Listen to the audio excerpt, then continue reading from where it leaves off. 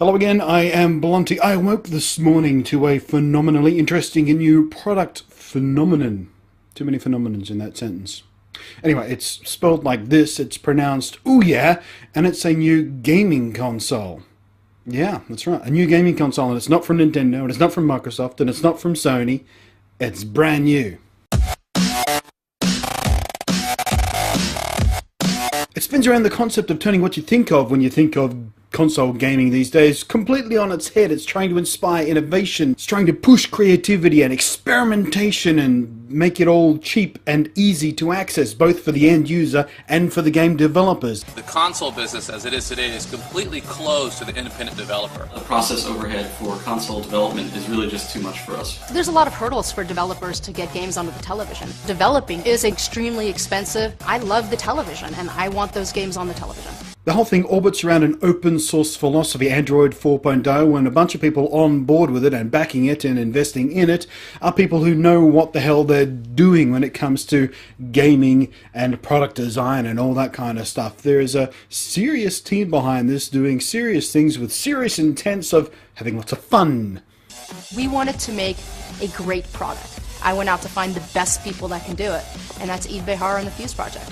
Over the years, we've worked on a lot of projects that take a certain technology and make it available to many. I mean, the $100 laptop is one, and the Jambox, for example. And best of all, every developer who develops a game for the OUYA is under the condition that at least some of the game must be free to play. That's right. Every single game developed for this, there must be free gaming experience on board with that, whether that means getting a free demo and then paying to unlock the full game, or maybe the full game is free and you pay to unlock extra items or weapons or maps or whatever, however the game revolves around. It's an inexpensive game console for gamers. All the games are free to try. Anybody that wants to develop a game for television, we allow them the ability to do that. It's packing the grunt of the Tegra 3 chip, so it does have plenty of power sitting there behind it. Have you seen some of the games running on Tegra 3 hardware? They look phenomenal. I mean, not just phenomenal for a phone or for a tablet, but just phenomenally good games. They look shiny and pretty, and I know graphics aren't everything, but graphics are a big part of it these days. You've got to immerse yourself in the game world and all that sort of stuff. But you might be thinking, Tegra 3, that seems kind of underpowered given the power of even the current generation of console gaming on TV. Maybe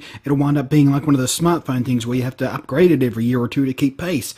Is that going to be a bad thing? It does only cost $100. Oh, I'm undecided on that one. The controller, which is one of the most important things about a gaming console, the controller has to be good, otherwise you're just not going to enjoy the experience, is looking pretty good too. It looks vaguely like an Xbox controller at this point in stage. It's going to have the face buttons, it's going to have the triggers, it's going to have the dual analog sticks, very, very important. It's going to have a D-pad, and it's going to have a touchpad on it as well for sort of direct ports of sort of phone-centric type of games. You can use a touchpad, like Angry Birds or whatever, if you want, one of those morons who think that's a fun game. It's not. You're an idiot. You don't know what fun means if you like Angry Birds, frankly. I'm getting off topic. We really focus a lot on what gamers are looking for. Precise controls, tactility, right sizing. And they're making it really easy to root right out of the box. If you're an Android user, you know what rooting means. In Australia, it means something kind of dirty, but we won't get into that because it's very confusing for a tech head to say, I'm rooting my phone. It means something very, very different in Australia. Just trust me on that. They're not putting it into a big sealed box that you have to pry open with little special little clips. They're not putting any security screwdrivers or anything inside it. They're not gluing anything in place. You can open it, you can own it, you can hack it, you can do whatever you like with it. They're making it super easy to make, for anyone out there to make whatever add-ons they want, different kinds of controllers. You can make a keyboard on there, of course, because Android supports that out of the box. If you're playing games that require a keyboard or you want a text type or whatever you're doing, that's all there. It's open. It's open for hackers that want to tweak the box and make it their own. This is a big undertaking. Effectively, we're trying to disrupt an established industry. It takes a lot of guts and courage. Well, I wasn't a female, I say big balls. Well, yeah, it can be easily rooted, but won't that lead to lots of piracy, which will put developers off publishing their games on this Android gaming device, because that's already happening in the real world, in the regular smartphone universe of Android gaming. The piracy is just so rampant because it's easy to do on Android, because Android is so open. Big balls.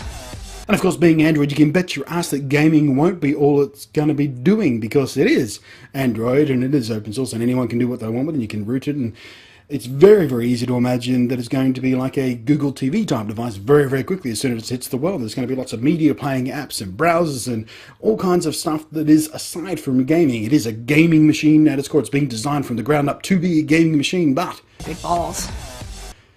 I'll bet London to a brick it'll do way more than that the instant it hits anybody's hands out there in the real world. And also, won't being so open and hackable encourage lots of cheaters in online games and just ruin the whole online competitive gaming experience for everybody? That's another problem they've got to figure out how to solve, because you know it will happen and it's going to be a huge pain in the ass.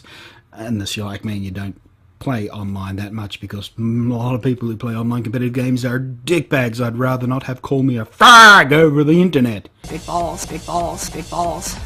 I know, speaking for myself, beyond the Android gaming experience that comes with it out of the box, so to speak, I'll be using mine as a classic games emulation machine, a classic arcade emulation machine. It's going to be super easy to do that. It's got more than enough grunt to do a whole lot of emulation. And that's all well and good, but can't you just connect most smartphones and tablets these days directly to your TV and use a regular gaming console via Bluetooth or whatnot to actually do the same kind of thing? Well, yes you can, but then again, that's not a dedicated gaming experience either, and it's 6 one, half dozen the other. Is it worth it? It's only $100. Balls. I think the OUYA just broke a new dawn in what home console means. It's going to be very interesting to watch how this impacts the market in general, whether it influences the way Sony and Nintendo and Microsoft approach their next generation of consoles as well. Think of it kind of like the Pandora. Gamers out there, you remember the Pandora, that little open source handheld Linux operated gaming machine thing? Think of it like that, but made by people who actually know what they're doing and can get a product developed and to market without making colossal, years-long complete clusterfuck of the whole thing and vomiting up something it's just worthless at the end result. Interesting, but worthless. Balls. Now don't start hating me, all you 13 Pandora fanboys who are still out there somewhere. I like the Pandora as a concept, but you have to admit the whole it was a clusterfuck. It really was a clusterfuck. I invested a couple of hours after it launched. I spotted it and I went, that's brilliant, I want in on that. Click, Kickstarter, funded, pledged, whatever.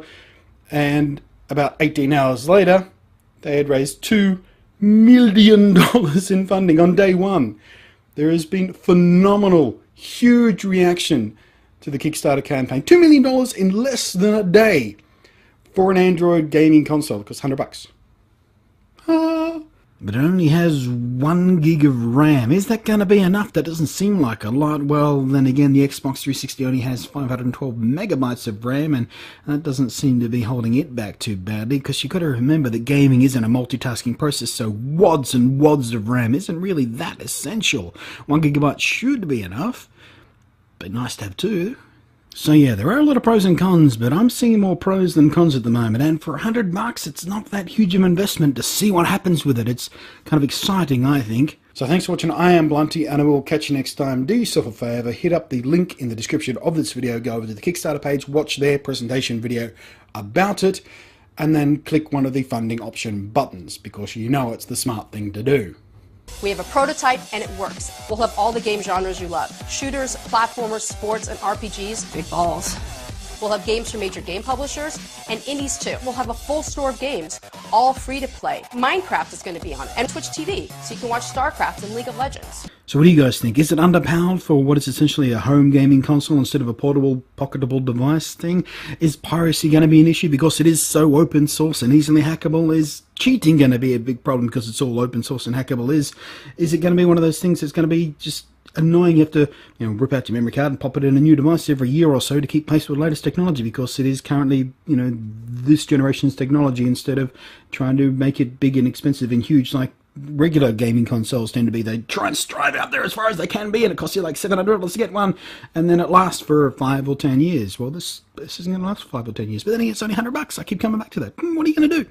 What do you think?